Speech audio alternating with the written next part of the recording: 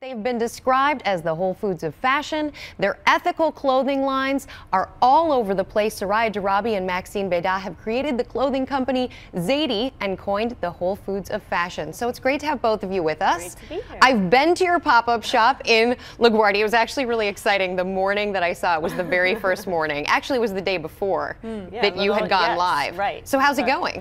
It's been so great. It's so much fun to meet all these folks from not just across the country, but from all around the world, getting to meet and speak to them and seeing their reaction to, what we're calling the Whole Foods of fashion. It's been great. So tell me what that is. What is being the Whole Foods of fashion? At Zadie, we cater to a conscious consumer, a customer who really wants to know about the origins of the things that they buy. Just as we now know, after 10 years of an organic food movement, about the origins of the food that we put into our bodies, it's time that we know a little bit more about the clothing that we buy and how and where it was produced. So at Zadie, we source the globe. We look for the very, very best products we can absolutely find, the highest quality materials, the most beautiful and stylish designs, and we give the story behind every single thing that we sell on Zadie.com. So what's the story? You gave me these earrings to wear today, which I love. They're great. What is the story behind these earrings? Tell me. Well, those earrings are hand-hammered brass from California. The designer's name is Marissa Haskell, and she's absolutely wonderful. She goes to her local hardware store to find the brass, and she uses a laser cutter to cut out the designs, so they're absolutely unique, one of a kind. We think that it's a wonderful alternative to gold. It's at an affordable price point, and they look stunning on you. What is the price point? Those are about $99. $99. And it's interesting because everything that you just mentioned about these earrings, imagine walking into any retailer right now and getting that kind of description about the person who made it and the type of quality of material. You don't get that these days. You don't get that. And that's what I think, when we have in our pop-up shop, that's what people are really loving, is that story. They get to feel that connection, and it feels so good. And it also looks great on a lot of different people. And so that's what we're really looking for, is what are those pieces that people will want to wear for years and years to come?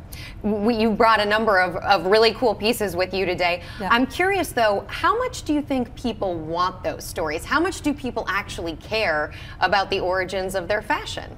We think that they care quite a bit. I mean, you can get clothing anywhere. It can cost from $0, all the way to tens of thousands of dollars. But what really matters at the end of the day for people is the emotional connection that clothes gives you. Does it make you feel good? Well, how does it make you feel good? It makes you look good, and you know where it comes from. And so it's really developing that emotional connection, and people are really excited about it. We talked after some of those fires in Bangladesh, in the factories in Bangladesh where so many workers, human beings, were literally killed for the sake of fashion.